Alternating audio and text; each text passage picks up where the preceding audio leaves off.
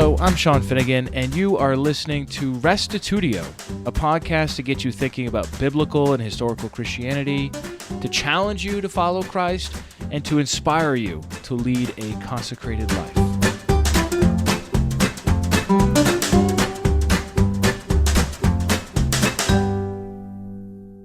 How do you know the difference between what's right and wrong? Do morals have an absolute source, or does society determine them? In this talk, Kenny Willenburg explains the classic moral argument as well as how we can use this approach to turn the tables when people object to Christianity on moral grounds, which, of course, is the most common type of objection we hear today. I've also left in a fair amount of discussion and back and forth, both questioning and defending the moral argument and fine-tuning how we can most effectively use it. Here now is podcast 145, Apologetics Conference Part 3, The Moral Argument, with Kenny Willenburg.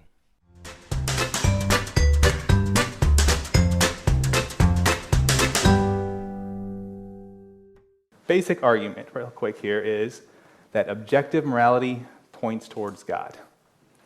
If morals are objective, then they are obligations for people to follow.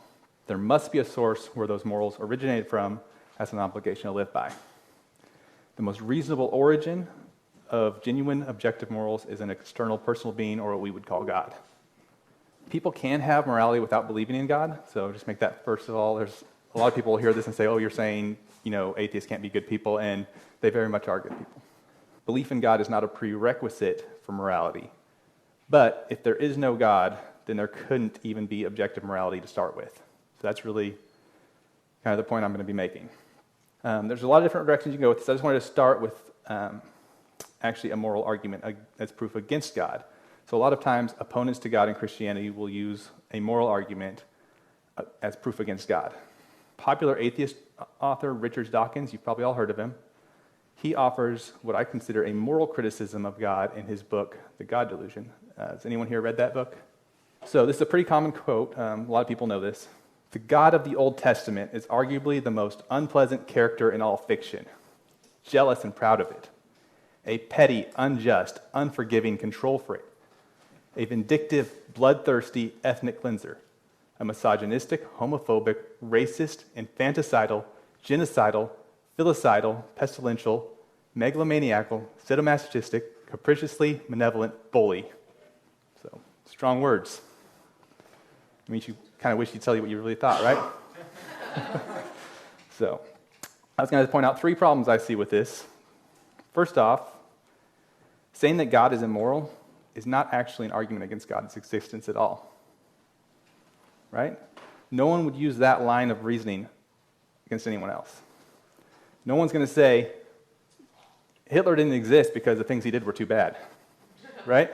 And that's really what he's getting at here. He's saying, the God of the Old Testament did all these horrible things, so he can't exist. That's just not logical. Second of all, saying that the creator of the universe is evil is quite arrogant, really, when you think about it. If there really is a creator of the universe who's above all else, created everything else, set everything in existence, certainly that creator would have the right to interact with his creation any way he felt like it. I don't really see any other way around that. What his creation determined to be good or bad, like what we think is right or wrong, it's kind of irrelevant compared to what God says. I mean, if there is a God that's above everything else, that creates everything, really what we say we like and don't like, it's just our personal opinion. It's irrelevant in comparison to a creator. Such a being, if he did exist, would have authority to deem any action he chose to either be good or bad, and it wouldn't be up to date by his creation. So third here, and this is really where it gets to the moral argument. So, Dawkins here is unequivocally speaking against the idea of a biblical God by claiming that he is immoral, right? The problem is he's trying to use morality to disprove God, is that without God existing, to set the objective moral standards in the first place, there's not an absolute standard to even judge God by. Like, we're only left stating our own personal opinions, which are free to be disagreed with or ignored. Someone could just as easily hear that quote from Dawkins as a praise to God. And I'm sure there's some people that do. If they consider those actions that he says is virtuous, then they're going to say, sure, it's good. Without God, there cannot even be objective good and evil, right or wrong, moral or immoral. So that's really the point there of this whole argument. So I'm going to backtrack a little bit, talk about our culture a little bit. So our culture is very much at odds with itself. We all know that. We all live in a culture and we all realize how weird it is, even though we're a part of it. Our culture is very relativistic, means we think a lot of things are open for personal opinions to supersede traditional societal norms. We tend to frown on people who are pushing their specific ideas onto others, especially when it comes to religion and morality. Religious people are promoting their ideals are often labeled as fundamentalist. They're also labeled a lot of other things, extremist, narrow-minded, hateful. Deceptively, relativism is taught in our culture as the only objective truth. So think about that for a second. The only thing that's truly true is that everything's relative. That's what we hear all the time. Our culture also tends to be very focused on inclusivity and accepting of others, including their beliefs, cultures, ideas, lifestyles. Tolerance and acceptance are accepted as kind of the epitome of our society and of perfection. And then that idea of tolerance is juxtaposed against Christian beliefs. We talk up tolerance, and then we teach it against Christianity as if Christianity is narrow-minded, and Christians are often judged for being intolerant. But interestingly, though, tolerance and unconditional love towards others is something somewhat unique to cultures with a Christian background. You're not going to see a lot of other cultures that don't have any Christian influence that are very much into tolerance and diversity and love towards others, especially towards enemies. While we teach tolerance of many things in our culture, Christian beliefs is not one of them anymore. Our culture is extremely intolerant of intolerance, which is another one to think about there for a second. We tolerate everything except for intolerance, which you'd think if we're really about tolerance, we should tolerate even those who are intolerant to some degree. But that's not the way it is. And intolerance is how Christians and Christian beliefs are viewed. Also, people will also argue against religious ideas of morality by saying it's arrogant for religious people to push their personal ideas onto someone else. Anyone see any problem with that? It's not really an argument, but them pushing their ideas onto us, which is the very action they're condemning Christians of. It's just kind of a way that they're claiming that they have absolute authority and that they're not subject by the same rules they're trying to put everyone else under. So basically, they're rejecting morality for moral reasons. Another kind of odd thing. Starting to see how our culture it's a little bit at odds with itself. What this really comes down to is, for morality, it's either going to be objective, meaning that it applies to everyone at all times, it's always the same, it's always true, or it's going to be subjective, meaning it can vary, and it can change through time, through, whatever. Now, if morality is objective, then it must be based on a standard outside of humanity for it to remain consistent and true, regardless of varying opinions. If there's a creator that sets such morality, then it can be obligatory for people to have to follow it and obey it and be held accountable to it. And this seems to fit best with how most people view morality. Now, if instead morality is subjective, then we have to ask, who or what is it subjective to? Right? We always hear that things are subjective, but that means it's subjective to something. Who or what is that? Some people are going to say that it's subjective to each individual. Like every person gets to choose their own morality. Everyone gets to make up their own right and wrong. Everyone gets to, basically set morality. Other people are going to say, no, that doesn't quite work, but morality is instead, it's set by a group of people, either your culture or your society or your time period or humanity as a whole. Those are kind of the two ways that people are going to lump it. There's others too, but these are the main two. I'm just going to talk about those for a little bit here. So morality, first off, can't be subjective to individuals. I think we all know this, but I'll just run through this real quick anyway. If it was subjective to individuals, then everyone could choose morality for themselves, and they're free to do whatever actions they feel are best, and they're not accountable to others, nor should they be judged by others. If morality is subjective to each individual, then everyone has equal valid authority, and no one has the right to criticize anyone else's actions or act like they're violating any set of moral obligation. I don't think many people want to argue that. I don't know too many people that do, but there are a few. The more common one is that morality would be subject to groups of people, and I don't think that works either. So morality can't be subjected to groups of people. It's common philosophy that they're subjective, either to your society or your culture, or like a lot of people will say, well, whatever your country is, you can set your own morality for that country.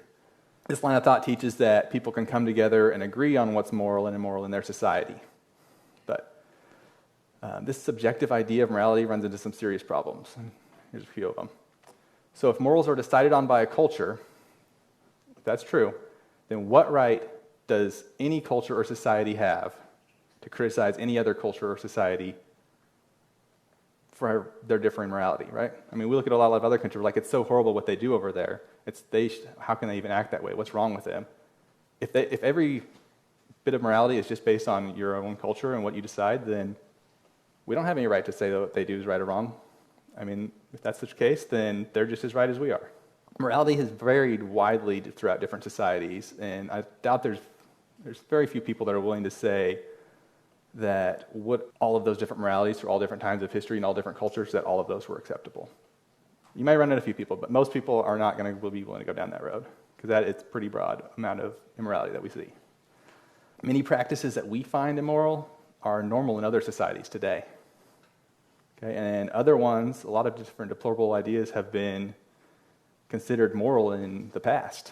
So examples of those would be slavery or child sacrifice, abuse, murder, genocide, sexism, racism, et cetera, right? There's all kinds of things that in the past we see were considered were fine, like they're just accepted by the culture, and nowadays we say absolutely not.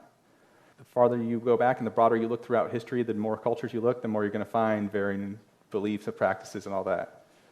So very few people are willing to say that all of those things are okay just because society that they were in collectively agreed on to be moral. No, we rightly, as a society, or as people, we rightly say that all of those things were wrong then, and they still are wrong, and we work as a society to reduce those type of things. So I think it's pretty clear there that morality can't be just simply subjective to groups of people, like people just get to decide what's moral for them, and it doesn't apply to anyone else. That just doesn't seem to fit either. So I'm going to say morality must be objective. Most people actually, I think, live this way, whether they actually will admit to it or not. A lot of people, they'll say, I believe that everything's, relative, and, people can come up with their own morals or something like that. But just cross them on one of their morals, and it quickly turns out that they seem to think it's very objective. So a lot of people, they're just going to say, that is absolutely just wrong. It's just wrong. They won't even necessarily know how to explain it. They just say, that is just wrong. Some people will call it a conscience. Others are going to say it's just human nature to know that those things are wrong.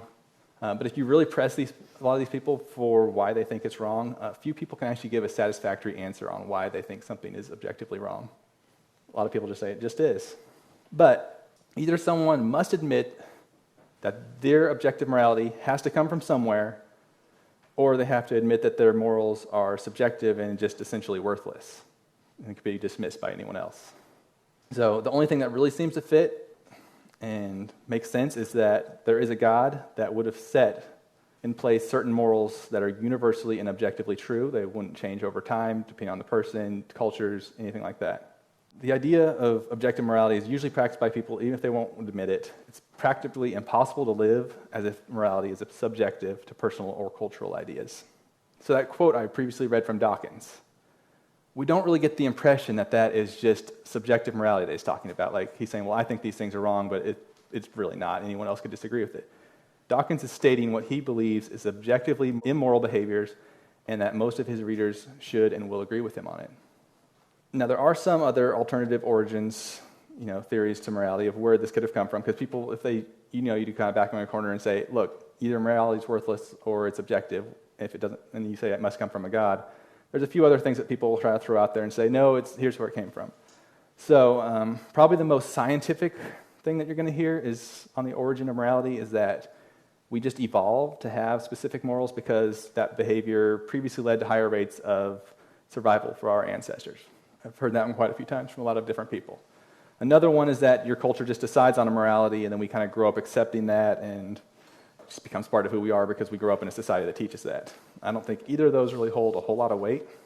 Morality can't just be a product of evolution and still be objectively true. First off, there's plenty of problems with the idea of morality being a product of evolution.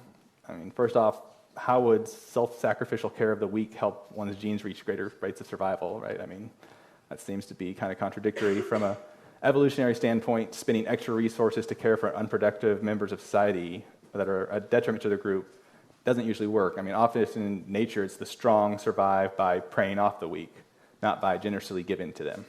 But let's just, for the sake of argument, let's say that it's true that our ancestors with strong moral feelings, that they survived at higher rates, and let's see if that still can make sense. So, a few problems with that would be many of the morals that led to higher survival rates in the past generations will not necessarily do so today.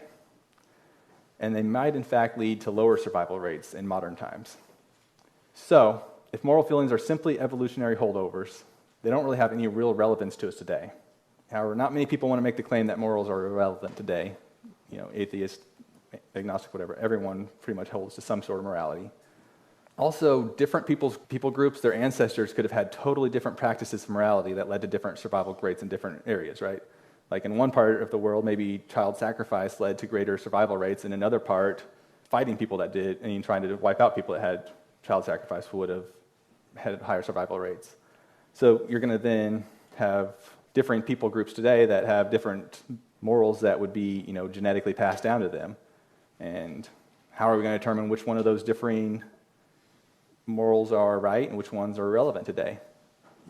It's a massive problem to try to deal with that. Also, if we accept that moral feelings are the result of our ancestors, do we have any obligation to follow those same morals just because our ancestors did it? I don't think so. What if upon research, we find that the highest propagation and survival rates are fostered in a culture that promotes being the petty, unjust, unforgiving control freak, on and on, the whole quote that Dawkins said. What if that behavior that Dawkins is so upset about, what if we find that that is best for surviving? Are we now going to say that's what's moral and we should do that because it helps genes survive? That's not a very satisfactory answer either.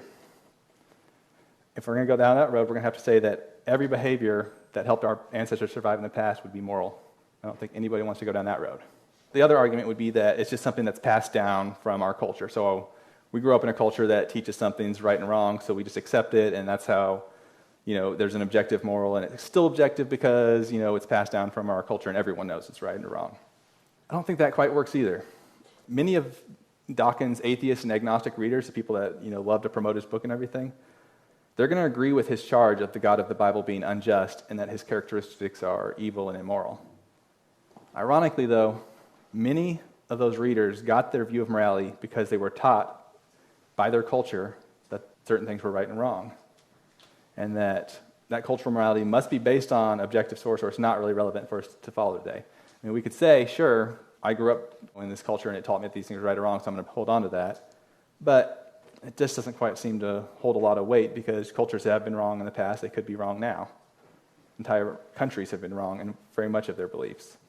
Also, our cultural ideals aren't without biblical influence, including the idea of, loving our enemies, or what we may be more comfortable calling it tolerance. So many of the opponents of biblical morality are, they're trying to rid the culture of these biblical ideas, and they're not even realizing that a lot of those biblical ideas that they have, or that they're trying to get rid of, are largely responsible for the culture's or influencing our culture for the morality that we have currently. So you're not going to find a lot of this kind of freedom that we have in cultures where Islam or atheistic communism is the major influence on morality. Our culture was largely influenced by generations of biblical Christian thinking and the morality that came out of that religious philosophy. So it's kind of interesting, but we have a culture that was largely Christian, so we learn these Christian morals. People kind of turn away from God, but they've kept the morality, and now they're trying to turn that morality against Christianity to start with. They're cutting the legs out from under their own argument. They don't realize that, but that's exactly what's happening. I was going to kind of shift over to more of emotional arguments on morality, which is more of dealing with the problem of evil. I think we're just going to kind of skip that for now. We can maybe jump into that with discussion. So once again, kind of this basic moral argument, though, it's just that if there is, morality seems to point to a God, because if there are morals, then it seems that they must be objective and not just subjective. And if there is objective, it has to come from somewhere, and that somewhere makes most sense to be from God. So just to kind of get that into everyone's head and kind of get you guys comfortable with making those arguments, just kind of thought maybe we could have a couple people come up here and we could kind of go through some different arguments of things that you all hear. Like when people come up and say, well, I don't like Christianity because you guys are all this, or this, or Christians always are problems in this area. Those are making moral arguments. So I want us to all kind of get comfortable with taking that, seeing where the issue is with, what the moral argument that they're making is, and then kind of turn that back in on itself. So I don't know is there a couple people that would feel comfortable wanting to come up and kind of practice a few of these moral arguments? So what's a common argument you hear against Christianity as far as like attacking something they do wrong? Oh man, wow, where do I start? Right. Off to a good start. We've all had a ton. If someone's lifestyle isn't hurting someone else, where's the harm in it? So if someone's gay or if someone is trans, like, why wouldn't we be tolerant of that? God made them that way. So you're basically saying Christians are too intolerant of Yes, other. they're So intolerant, and you think that's wrong. Yes, of different Okay. people's lifestyles. They're not doing anything wrong. They're not hurting anyone else. So you think that's why God couldn't exist, is because of that. Yeah, and people are just created that way, and evolution and all that. It's a good one. This one we hear a lot. So are y'all thinking about any moral implications that she's charging against Christians and God? It's a claim of justice. She's saying it's an unjust behavior on the Christian part. Maybe that it's inconsistent with the love ethic. You say you love people, but you're not loving these people. They're making a judgment call on what they consider to be non-harmful behavior, whereas same-sex relationships they're claiming to be completely innocuous, like just what's wrong with it? Nobody's hurting anybody. And I think that that's a mistake where you can bring in, well, why do you think that there's no harm in having a same-sex relationship? Because it's just love. So if you love something, then it's okay to do what you want. Yeah, and it's two consenting adults. Why is it a problem? What if I love to do something that could then be destructive? Okay, well, yeah, that's a problem. Like, it's maybe the same thing of two consensual adults having a same-sex relationship may be different than saying that I love to harm animals or something like that. Yes. But just the basis of love itself is a false premise. I would probably come back and push in that direction. Okay. Okay. So like what you just said, I don't want to be a Christian, and I don't believe in God because Christians are horrible, and the Bible says all these bad things about God, and that doesn't promote gay marriage or so on. So Right. that's the same thing you're saying. There's a moral argument against God in that, right? Mm-hmm. You all see what that is? What she's saying, basically Christians are intolerant, and that's evil, right? But Well, that we're being accused of some sort of injustice, like Sean said, is that that's the part of the humanism I talked about this morning. Is they want to fight for human rights and the full expression of the human life, and therefore to deny any part of a person's exploration and indulgence of that would be a kind of like a fault against them, and they would be seen as intolerant and judgmental and even bigoted. okay, so let's make the moral argument for God in response to that. So the moral argument would be, okay, so you're basically, you don't like Christians and you're not going to believe in God because you say Christians are intolerant and they're people. unjust, they're basically you think they're evil. Yeah. So basically you think things are right and wrong, good and right, right and wrong, good and evil. Where do you think that idea that things are good and evil comes from? I think it's just evolved over time in our society, and it's innate. People know what's right and wrong. Okay, so pretty much if we've evolved to think something's right or wrong, then that's what is right or wrong. Yes. So if we go through science and we find out that anything happened to evolve that way, we're going to now say that's okay. So what if we find through a lot of scientific study that people have evolved to have a violent tendency and want to murder people? Should we embrace that? No, because we shouldn't kill people. What if we were to find out that we were evolved to not like homosexual tendencies because they don't tend to promote more children, which is primarily the idea where evolution comes from. The greater number of children you're going to have, the greater your genes will survive. That idea. Yeah, that's a tricky one. That's a tricky one. I got nothing for that. So see, Here's where this argument, the moral argument for God, comes in. Is like so many of these criticisms against Christians they're basically saying Christians are immoral, they're wrong, they're doing something evil. Just flip that around. Don't even try to, once you get to that point, it's a good spot to say, launch into why Christians feel what things are right and wrong, why we necessarily think things are just or injustice, and you can kind of move in a different way. But first off, you can just disable someone's argument so quick like that just by saying, you really don't even have a right to argue what you're arguing. And we can do this with any different type of thing, really. So I think also something that you point out really good, Kenny, is there's always an underlying premise for which somebody feels is the right basis to make the claim. And a lot of times it's not on the surface. For example, the claim that Shelby was saying, she didn't outright say that she believed that an evolved consciousness or highly integrated cerebral processes were able to make moral judgments, but that's the basis for her claim. And so Kenny's saying kind of like, if you understand where somebody's base is at, you can turn the question out and push in that direction. And I think that's the way to not get caught up in their sort of game that they're playing to try to convince you, is to sort of ask them the questions that put them sort of in the corner, kind of like, what do you call it, turn the table on them. Yeah. All right, so do you want to try to counter one against me? So you're here for kind of a Christian conference. I just can't understand why anyone would want to be a Christian when they're such arrogant people that just want to push their ideas onto everyone else. Well, I guess I would say that I am not trying to push my ideas on everyone else because I want to have absolute truth that I can't come up with myself, but I want to get from God. So I'm searching Scripture and I'm searching for truth to find that from God. Okay, great answer. Yeah. Great answer, but I was going to look for a little bit different one. So listen carefully. I'm making a moral criticism against Christianity, right? I don't understand why anyone would want to be a Christian because all they want to do is push their ideas onto everyone else. Think carefully. What's the moral criticism they're making? Well, you're criticizing me for being here as well. Bingo. So get off my case. Exactly. So You're pushing your anti-belief. non-evangelism belief. You're evangelizing your non-evangelism onto her. Yeah. So that, basically the criticism you're making of her, you're doing. exactly. So you're not, that's cheating. See, exactly. It is, and people get away with this all the time because we don't call people on it. Well, that's like relativism.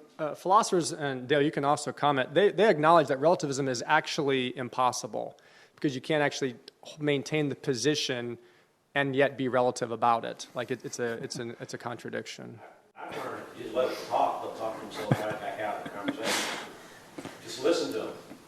Let them talk, and then say, you just contradicted yourself.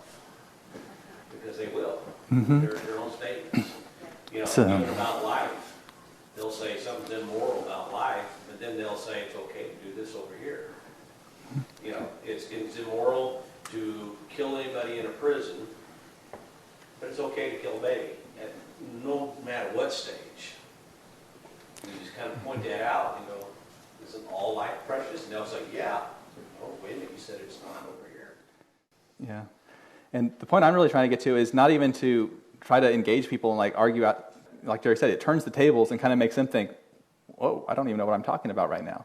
So listen when someone makes a point against God of a reason why they don't think God exists, and usually it has a moral implication behind it. Some people will say, well, scientifically I think this, and this makes more sense, and that's going to be a really long debate to get into. Most people you're going to run into are just going to say, I don't like God because of this, or I can't believe in God because... What's one you guys hear pretty frequently? Throw some out there. The hypocrisy of Christians. Right, kind of what we just did, right? It's pretty similar to that. Christians are all hypocrites and they don't live by their own rules. Is that what you're getting? There's a lot of teeth in that argument. You look at Christian history over the last couple of thousand years. It's been mostly a train wreck. And I tend to sympathize with a lot of people that argue that against Christians, and I would probably go down the road of saying I agree with you on that, and I don't think... So you would just concede the point. What I'm saying is we don't even go down that road. We just turn the tables on them to start with. But I would later on concede that point to kind of build rapport with people. But someone comes up and they say, Christians are a bunch of hypocrites. They're always teaching people to do morality, and they're always trying to get people to live the right way, and then they're guilty of more sins and crimes than anyone else.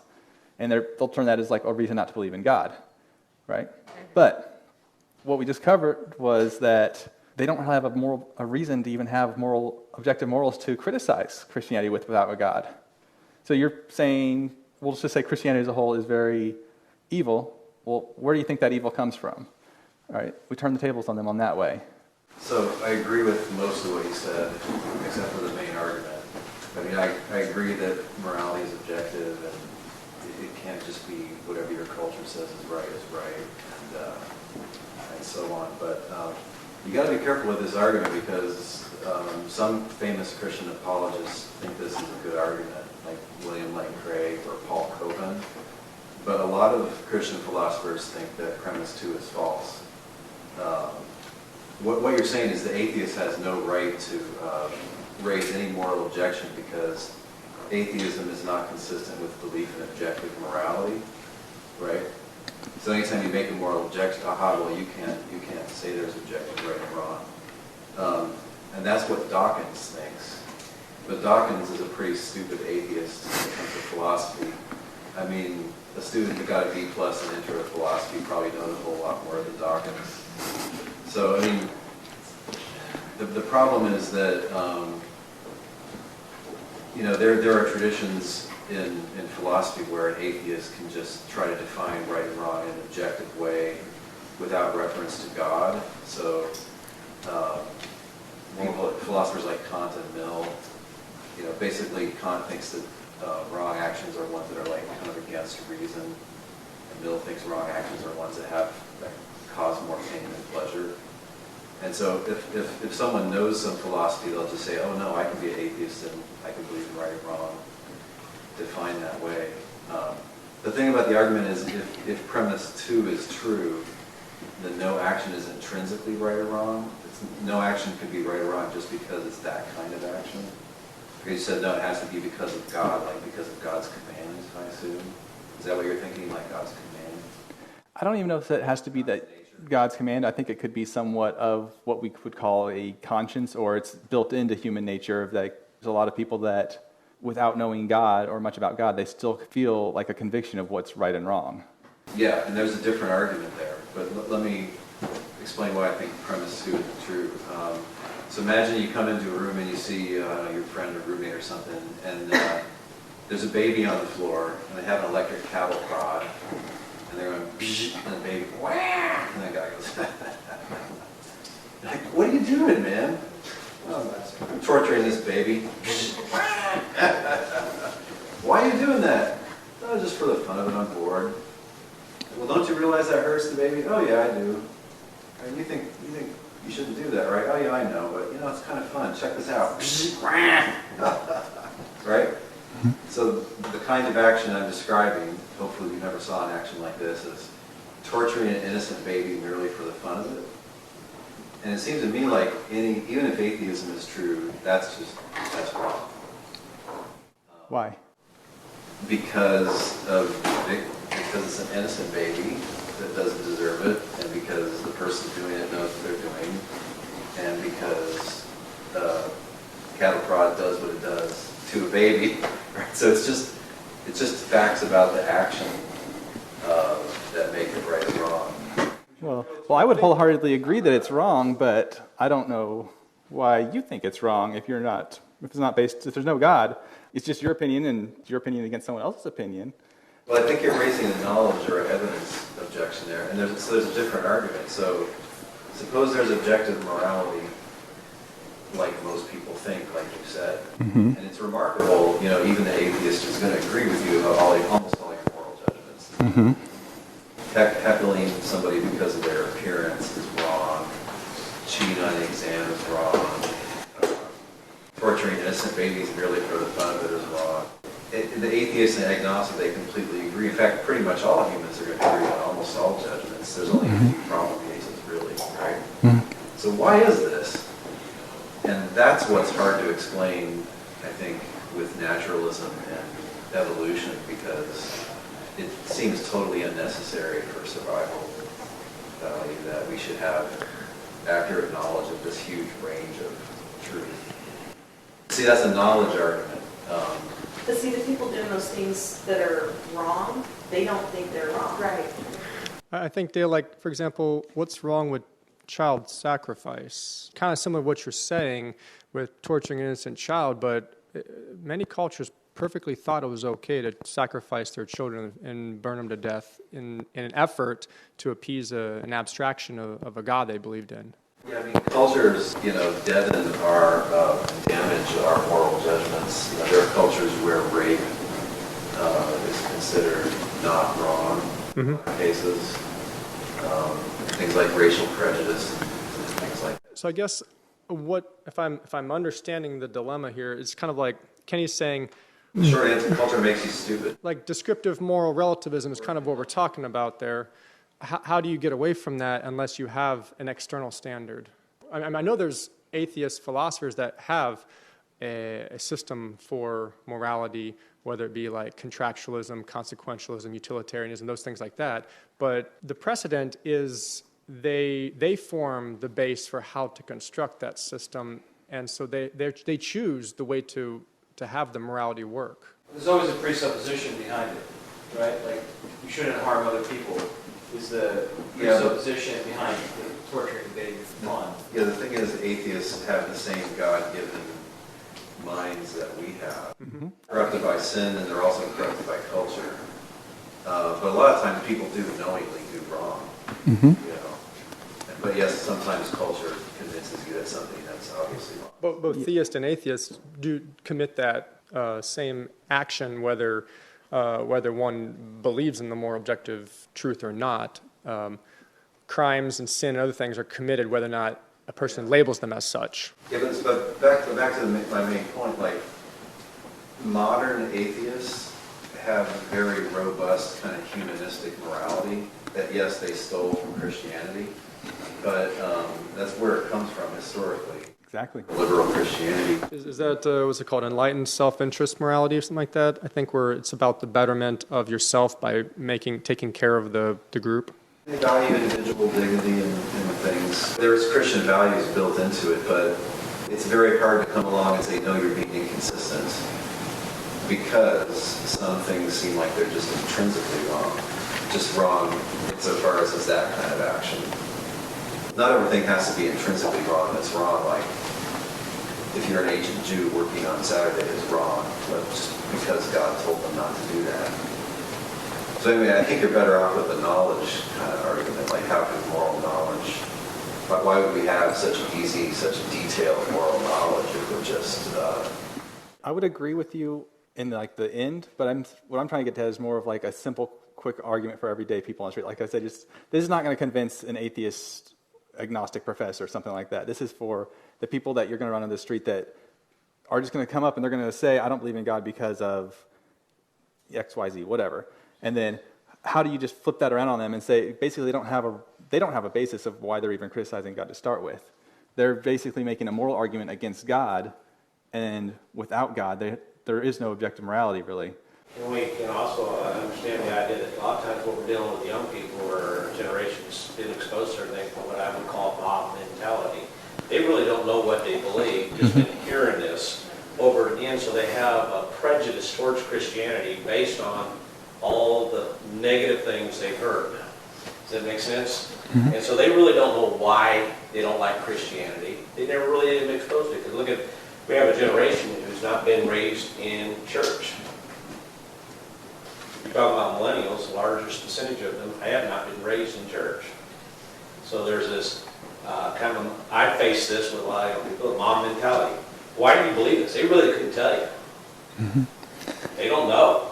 It's what they heard, and they're just repeating. And so there's not really an argument there. It's just kind of like a prejudice. I hate you because you're a Christian. Yeah, and that's kind of what I'm trying to point out is then you say, so you have this moral thing. I mean, they hate you because you're a Christian for something. I don't know. It doesn't matter what it is, right? So then you ask, why do you have that feeling of this? What is right and wrong? If there is no God, how do you come to that conclusion? Most people aren't going to have an answer, honestly. They're just going to say, oh, okay. Well, that's it for this discussion. Check out other talks in this Apologetics conference on restitutio.org, or in the show notes for this episode, I have a link, as well as to my entire Apologetics class, which you can get for free on restitutio.org, or just scroll back down into your podcast feed to podcast number 50, which is part 1 of the Apologetics class. Also, if you haven't heard about it yet, we do have a big event coming up called Kingdom Fest 2018. Our theme is Walk by the Spirit. It's September 7 to 9, right at my home church, Living Hope Community Church in the Albany area of New York. You're all invited, all ages. We have a good kids program, lots of stuff for them to do, as well as plenty of Bible teaching and music and free time for building relationships and conversation for adults as well. It begins Friday with dinner, which is included. We rent out a big tent, put it over one of our parking lots, and manage the food situation ourselves. The cost is $90 for an adult. Does not include housing, but there are tons of hotels very close by.